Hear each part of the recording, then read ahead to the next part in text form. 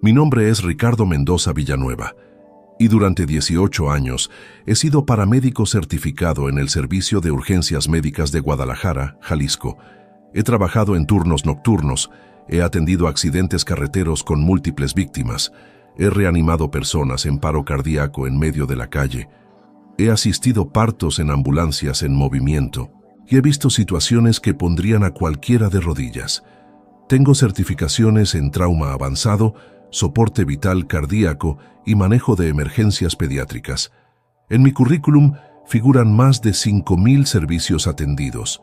Mis colegas me llaman cuando hay casos complicados porque saben que mantengo la calma cuando otros entran en pánico. Pero lo que voy a contar es el caso que me hizo renunciar, el caso que todavía me despierta a las 3 de la madrugada con el corazón acelerado y las manos temblando. Pero antes de continuar, si esta historia te está intrigando, no olvides suscribirte al canal y activar la campanita para no perderte ningún video. Y por favor, déjame en los comentarios desde qué ciudad me estás viendo y si alguna vez has trabajado en el área médica o funeraria. Me encanta conocer las experiencias de todos ustedes. Ahora sí, sigamos con lo que sucedió aquella noche. La base de operaciones donde trabajaba está ubicada en la Colonia Americana, un edificio de 2 plantas con fachada de concreto gris que funciona las 24 horas. En la planta baja están las 5 ambulancias del turno nocturno, todas equipadas con desfibriladores marca Philips HeartStart, monitores de signos vitales Zoll X Series, sistemas de ventilación mecánica, bombas de infusión portátiles y el inventario completo de medicamentos controlados que revisamos cada inicio de turno. El olor característico es una mezcla de desinfectante hospitalario, el caucho de las llantas y ese aroma metálico de los cilindros de oxígeno. Las paredes están pintadas de blanco institucional, con franjas reflectantes naranjas. En la sala de espera del segundo piso hay sillones de vinil azul gastados, una cafetera industrial que nunca se apaga, casilleros metálicos, donde guardamos nuestros efectos personales, y una pizarra blanca donde el coordinador de turno anota las unidades disponibles y los servicios pendientes. Hay 4 computadoras conectadas al sistema central de despacho que emite un pitido distintivo cada vez que entra una llamada de emergencia. Los protocolos son estrictos, 2 paramédicos por unidad, chequeo completo del equipo cada 6 horas, documentación exhaustiva en las hojas de registro de paciente, comunicación constante con el centro de control y con los hospitales receptores. Trabajamos con códigos de prioridad del 1 al 4, siendo el código 1 el más crítico. Era el 14 de marzo de 2023, un martes que había comenzado como cualquier otro turno nocturno. Mi compañero esa noche era Javier Núñez, un paramédico de 32 años con quien había trabajado los últimos 4 años. Teníamos esa sincronización que solo se logra después de cientos de servicios juntos, donde uno sabe qué va a hacer el otro sin necesidad de palabras. Habíamos completado ya 3 servicios rutinarios, una crisis hipertensiva en una señora de 60 años, un esguince de tobillo en un adolescente que jugaba fútbol y una crisis de ansiedad con hiperventilación. Eran las 2:47 de la madrugada cuando sonó el código 2 en el sistema. La operadora despachó con voz tranquila: Unidad 4, atención a masculino aproximadamente 30 años, reporta malestar general y desorientación, domicilio particular en calle Pedro Moreno, número 723, departamento 5. Solicitante es la esposa del paciente. Javier tomó las llaves de la unidad y yo agarré el radio portátil. El trayecto fueron 11 minutos a través de calles vacías con las luces de emergencia encendidas pero sin sirena, como es protocolo para código 2. Llegamos a un edificio de apartamentos de 4 pisos, construcción de los años 80, con fachada de ladrillo rojo. El departamento 5 estaba en el segundo piso. Una mujer de unos 28 años, cabello negro recogido en una cola de caballo, vestida con pants grises y sudadera, nos abrió la puerta con expresión de alivio mezclada con preocupación. Se presentó como Daniela Morales. El departamento estaba ordenado. Iluminación cálida de lámparas de pie, olor a café recién hecho. Nos guió hacia la recámara. El paciente estaba sentado en la orilla de la cama matrimonial, descalzo, vistiendo pants azul marino y camiseta blanca. Aparentaba efectivamente unos 30 años, complexión media, cabello corto castaño, sin señales visibles de trauma. Lo primero que noté fue que tenía la mirada fija en la pared frente a él, sin parpadear. «Es mi esposo, Adrián Salazar», explicó Daniela. «Llegó del trabajo hace como 2 horas, dijo que se sentía raro, se acostó y luego se levantó así, como ausente. No me responde bien». Me acerqué al paciente y me identifiqué claramente. «Buenas noches, Adrián. Soy el paramédico Ricardo Mendoza. Vamos a revisarlo, ¿de acuerdo?» No hubo respuesta verbal, pero sus ojos se movieron ligeramente hacia mí, lo cual era una buena señal neurológica básica. Javier ya había abierto el maletín de monitoreo. Siguiendo el protocolo estándar, comencé con la evaluación primaria.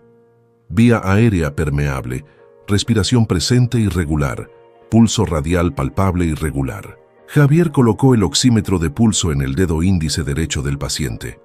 La pantallita digital mostró saturación de oxígeno en 98%, completamente normal. Frecuencia cardíaca, 62 latidos por minuto, dentro de rango normal para un adulto en reposo. Javier tomó la presión arterial con el esfigmomanómetro manual, 120/75, perfectamente normal. Saqué el termómetro digital de oído y medí temperatura, 36.7 grados Celsius, totalmente normal. Revisé las pupilas con la linterna de bolsillo, ambas reactivas a la luz, mismo tamaño, sin signos de lesión neurológica evidente. Le pregunté a Daniela sobre historial médico. Me informó que Adrián no tenía enfermedades crónicas, no tomaba medicamentos regulares, no había consumido alcohol esa noche, no usaba sustancias, había cenado normalmente antes de ir a trabajar. Trabajaba en el turno vespertino como supervisor de almacén en una empresa de logística. «Pero está actuando muy extraño», insistió ella. «Sigue sin hablarme y miren sus ojos». Tenía razón en algo. Aunque los signos vitales eran perfectos, había algo inquietante en la forma en que Adrián mantenía esa mirada fija. Intenté establecer comunicación directa otra vez. «Adrián, ¿me puede decir cómo se siente?» Hubo una pausa larga. Y entonces habló, pero su voz sonaba monótona, sin inflexión. «Frío, mucho frío». Javier y yo intercambiamos una mirada. La temperatura corporal del paciente era normal y la habitación estaba templada. Toqué su frente y sus manos. Temperatura tibia normal al tacto. «¿Desde cuándo siente frío?», pregunté. Otra pausa larga. «Desde que desperté». Su tono era plano, robótico. Daniela intervino. «Pero es que no estaba dormido, llegó del trabajo despierto, me dijo que se sentía cansado y se recostó, pero no se durmió». Esto creaba una inconsistencia narrativa interesante. Le pedí a Adrián que me apretara las manos con las suyas, prueba básica de fuerza muscular y seguimiento de instrucciones. Lo hizo sin problema, fuerza igual en ambos lados. Le pedí que moviera los pies, que levantara los brazos. Cumplió cada instrucción correctamente, pero con ese mismo aire mecánico como si su cerebro estuviera ejecutando comandos en piloto automático. Decidí realizar una evaluación neurológica más detallada usando la escala de coma de Glasgow. Apertura ocular, espontánea, 4 puntos. Respuesta verbal, confusa pero con palabras apropiadas, 4 puntos. Respuesta motora, obedece comandos, 6 puntos. Total, 14 de 15 puntos. Técnicamente era una evaluación neurológica casi perfecta, solo un punto por debajo del máximo. Y sin embargo algo no cuadraba. Javier conectó los electrodos del monitor cardíaco al pecho de Adrián. El trazado electrocardiográfico apareció en la pantalla. Ritmo sinusal normal, sin arritmias, sin signos de isquemia. Todo perfectamente normal desde el punto de vista médico objetivo.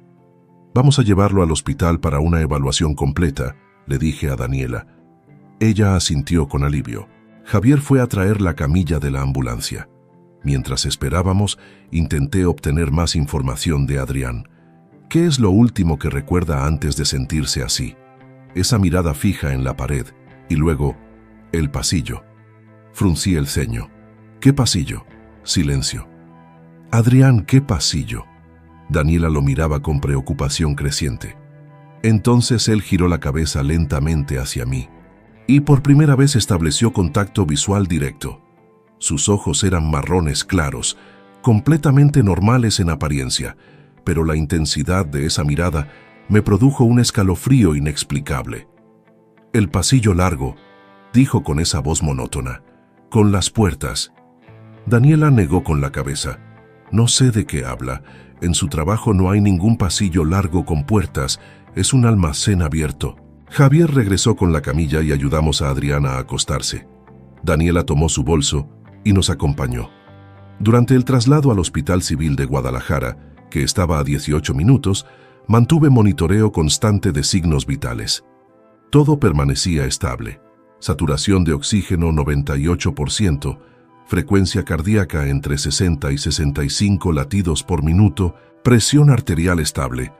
Pero Adrián seguía con esa mirada perdida, mirando el techo de la ambulancia. Intenté mantenerlo hablando. Adrián, ¿trabaja desde hace mucho en logística? No respondió inmediatamente, y cuando lo hizo, dijo, no puedo volver. Daniela, sentada en el asiento lateral, lo tomó de la mano. ¿No puedes volver a dónde, mi amor? Él no respondió. Al llegar al hospital, transferimos el paciente a urgencias.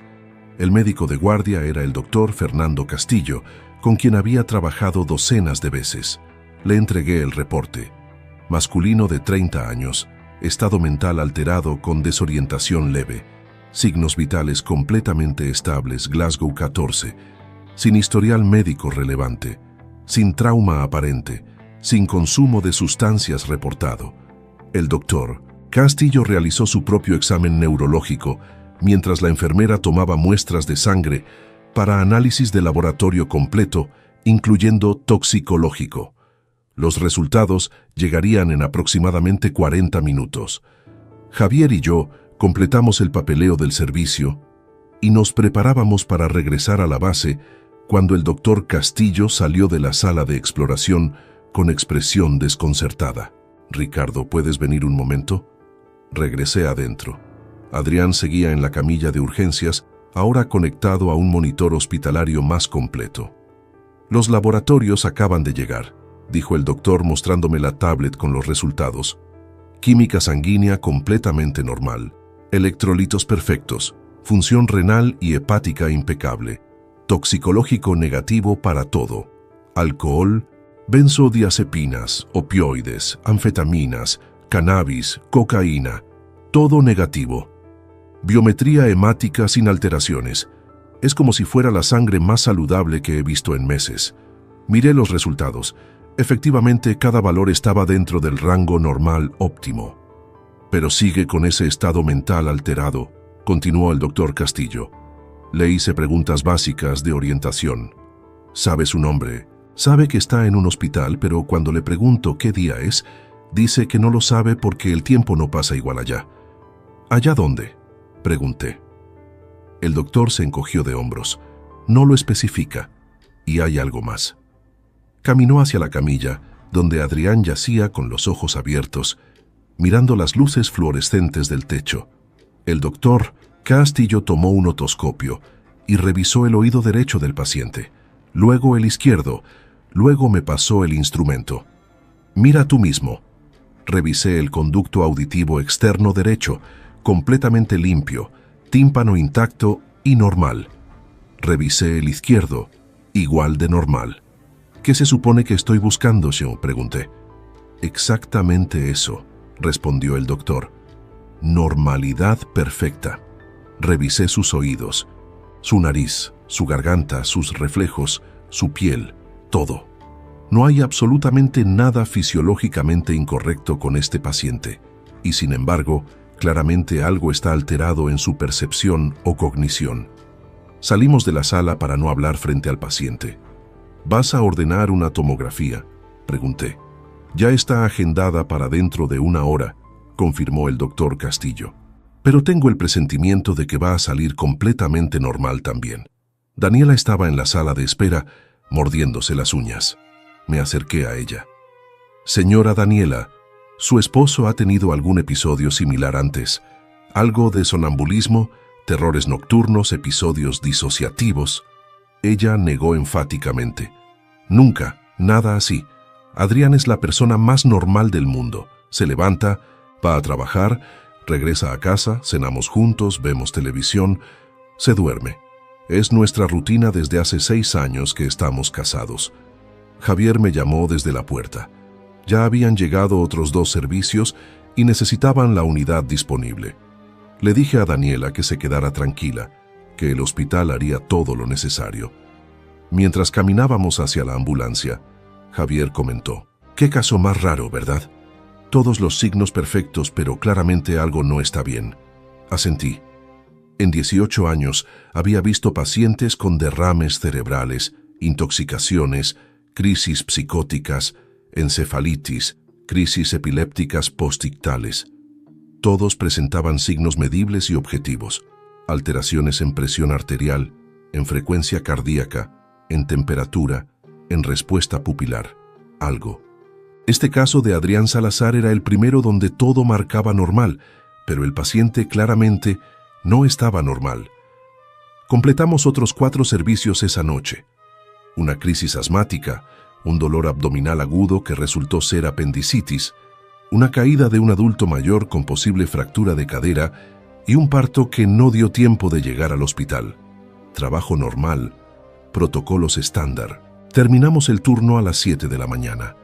Antes de irme a casa, la curiosidad me venció y regresé al hospital civil. Busqué al doctor Castillo. Lo encontré en la sala de médicos tomando café. «¿Qué pasó con el paciente Adrián Salazar?», pregunté. El doctor levantó la mirada con expresión cansada.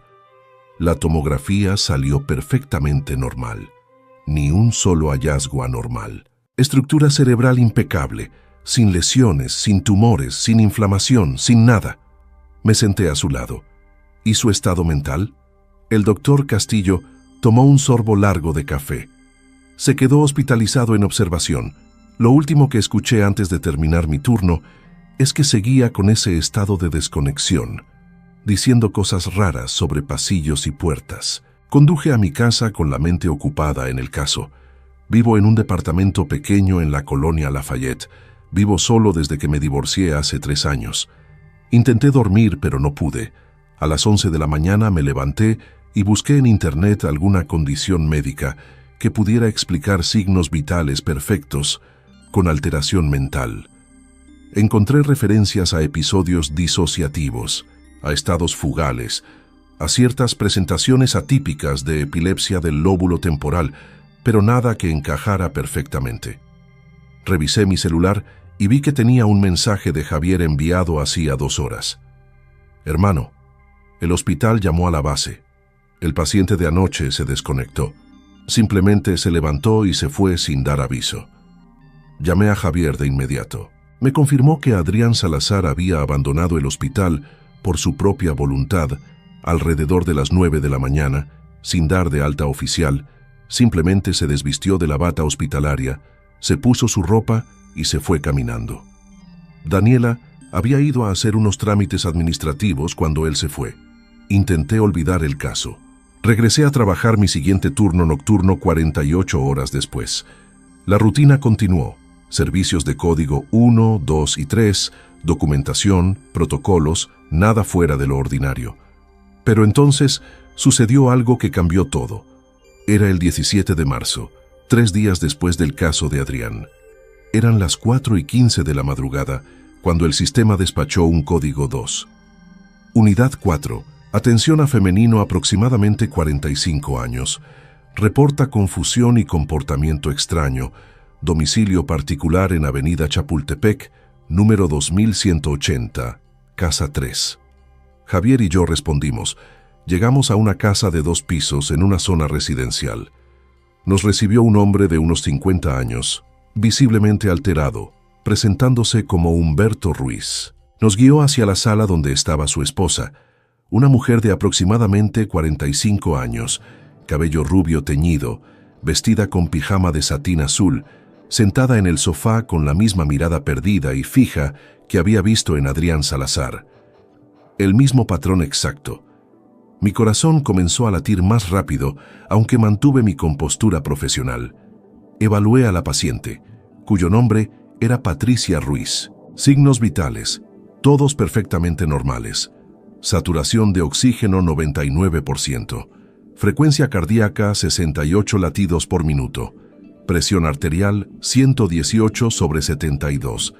Temperatura 36.8 grados. Glasgow 14 puntos. Todo idéntico al patrón de Adrián. Cuando le pregunté cómo se sentía, con esa misma voz monótona respondió: frío, mucho frío. Aunque su temperatura era normal, le pregunté qué era lo último que recordaba. Ella giró lentamente su cabeza hacia mí, con esos ojos que miraban pero no veían realmente, y dijo: el pasillo. El pasillo largo con las puertas.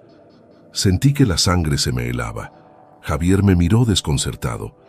Él no había estado presente cuando Adrián dijo exactamente lo mismo. ¿Qué pasillo?, pregunté tratando de mantener la voz firme.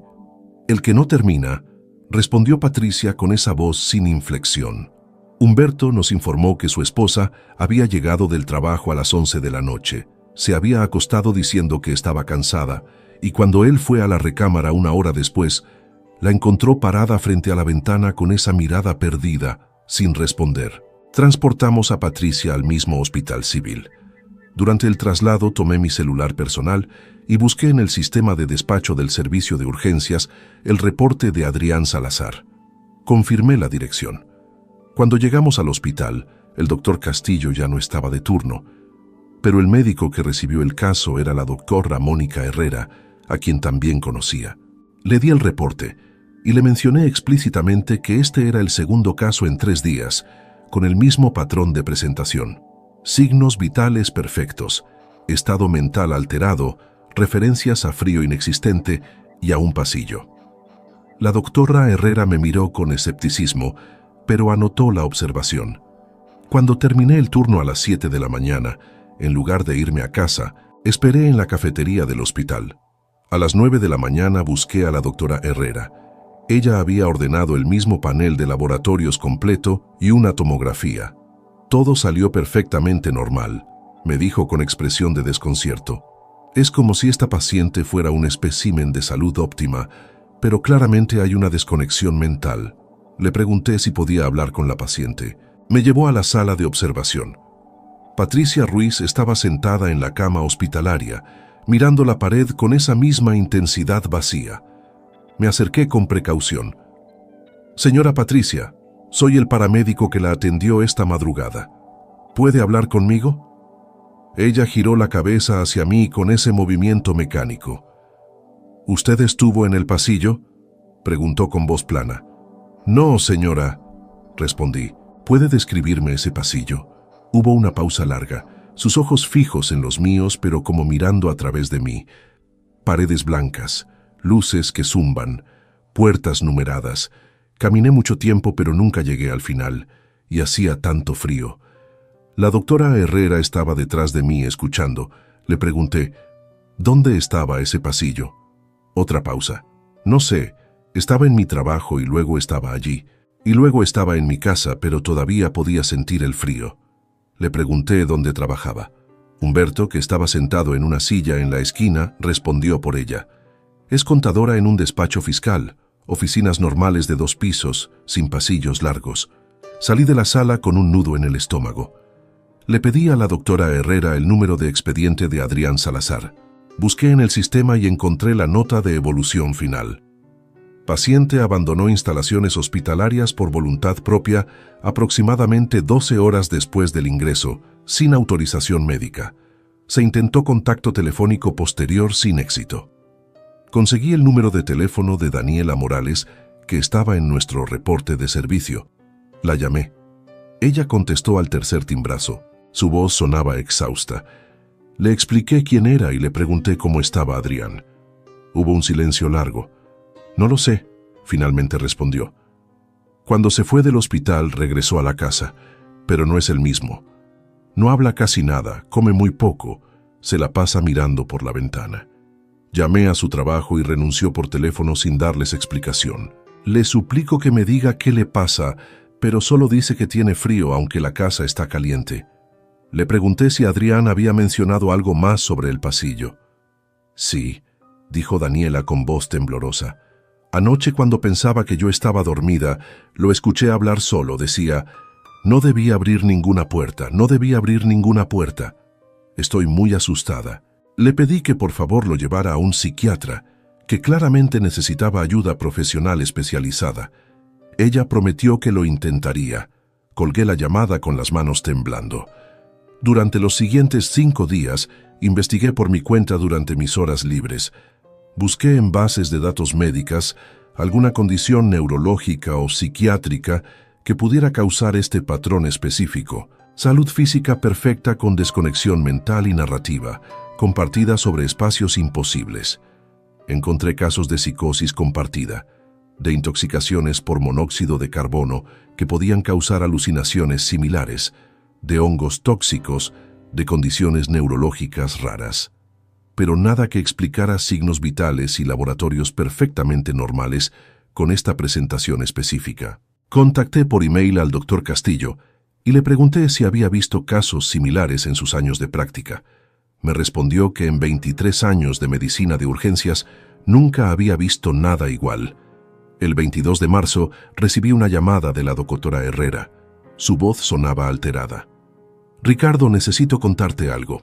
Patricia Ruiz fue dada de alta hace 2 días porque todos sus estudios salieron normales y no podíamos justificar hospitalización prolongada. Su esposo acaba de llamar. Ella se quitó la existencia esta mañana. Dejó una nota que solo decía, el frío no se va, no puedo soportar el frío.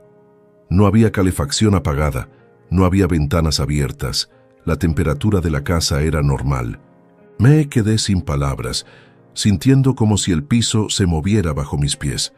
2 casos, mismo patrón, uno de ellos con desenlace fatal, y absolutamente ninguna explicación médica. Esa misma noche, durante mi turno, no pude concentrarme. Cada servicio que atendíamos, cada paciente que evaluaba, lo hacía preguntándome si vería de nuevo esa mirada perdida, escucharía de nuevo sobre el pasillo. Javier notó que estaba distraído. Le conté todo. Su reacción fue de incredulidad al principio, pero cuando le mostré las notas que había tomado, los números de expediente, las fechas exactas, su expresión cambió. ¿Qué crees que está pasando?, me preguntó. No lo sé, admití, pero algo conecta estos casos, algo que la medicina convencional no puede medir. 2 semanas después, el 8 de abril, estaba revisando rutinariamente el sistema de expedientes hospitalarios del mes cuando encontré algo que me paralizó. Había un tercer caso. Un masculino de 52 años llamado Eduardo Gómez, ingresado el 28 de marzo al mismo hospital civil con el reporte estado mental alterado, signos vitales normales, refiere sensación de frío intenso sin correlación objetiva, hace referencia repetida a pasillos largos y puertas que no debió abrir. Laboratorios y tomografía, normales. Dado de alta 3 días después, con recomendación de seguimiento psiquiátrico. Busqué el número del paciente en el expediente y lo llamé. Una mujer contestó. Se identificó como su hermana. Le expliqué que era paramédico haciendo un seguimiento de casos similares. Ella comenzó a llorar. Mi hermano está internado en una institución psiquiátrica. Dejó de comer, dejó de dormir, solo habla del frío y de un pasillo. Los doctores dicen que es un episodio psicótico, pero ningún medicamento le hace efecto. Esa noche no dormí. Me senté en mi departamento rodeado de notas, reportes médicos impresos, artículos científicos, 3 casos en menos de un mes. Todos con el mismo patrón imposible, todos hablando de lo mismo. Y la medicina moderna, con todos sus equipos de monitoreo, sus laboratorios, sus tomografías, no podía encontrar absolutamente nada incorrecto en ninguno de ellos. Comencé a preguntarme cuántos casos más habría que no llegaron a urgencias, que las familias atribuyeron a estrés o fatiga, que nunca fueron documentados. La pregunta que me atormentaba cada noche era, ¿qué es ese pasillo? ¿Es una alucinación compartida? ¿Algún tipo de experiencia disociativa colectiva? ¿O es algo más? Algo que existe en alguna dimensión de la experiencia humana que nuestros instrumentos no pueden detectar. Todos los pacientes lo describían igual. Paredes blancas, luces que zumban, puertas numeradas, un frío que penetra hasta los huesos, pero que ningún termómetro puede medir. Y todos decían que habían abierto una puerta. ¿Qué había detrás de esas puertas? ¿Por qué regresar de allí los dejaba en este estado de desconexión permanente? Seguí trabajando otros 2 meses, pero ya no era el mismo paramédico. Cada vez que respondía a un código 2 por alteración del estado mental, sentía pánico de encontrar esa mirada perdida de nuevo, de escuchar sobre el pasillo. Comencé a tener pesadillas donde yo caminaba por un pasillo interminable de paredes blancas, con puertas a ambos lados, numeradas, y sentía ese frío que todos describían, un frío que venía de adentro, no de afuera. Me despertaba sudando, verificando la temperatura de mi habitación compulsivamente. El 30 de mayo de 2023, presenté mi renuncia formal al Servicio de Urgencias Médicas de Guadalajara. 18 años de carrera, miles de vidas salvadas, incontables emergencias superadas y 3 casos inexplicables me quebraron.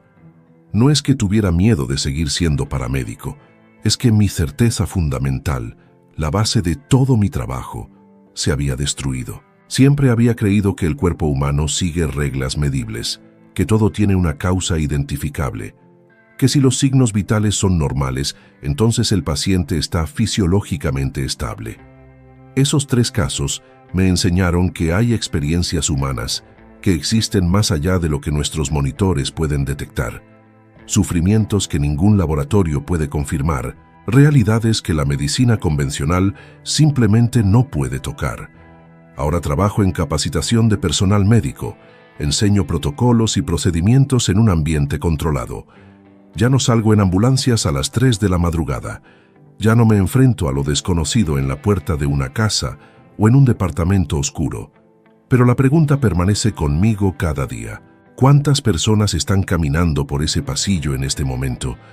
¿Cuántas han abierto puertas que nunca debieron abrir? ¿Cuántas sienten ese frío imposible que ningún termómetro puede medir y que ninguna manta puede aliviar? Lo último que supe de Adrián Salazar fue hace 3 meses. Encontré su nombre en un reporte policial público. Había sido encontrado deambulando por el centro de Guadalajara a las 4 de la madrugada, en un estado de confusión severa, sin poder recordar su nombre ni su dirección. Fue llevado a un hospital psiquiátrico. No he podido confirmar su estado actual. Eduardo Gómez sigue institucionalizado, según me informó su hermana la última vez que hablé con ella. Patricia Ruiz, por supuesto, ya no está entre nosotros. Hay noches en que me despierto convencido de que escucho un zumbido, como el de luces fluorescentes antiguas.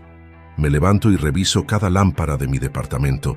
Todas son LED modernas y silenciosas, pero el sonido persiste en mi memoria.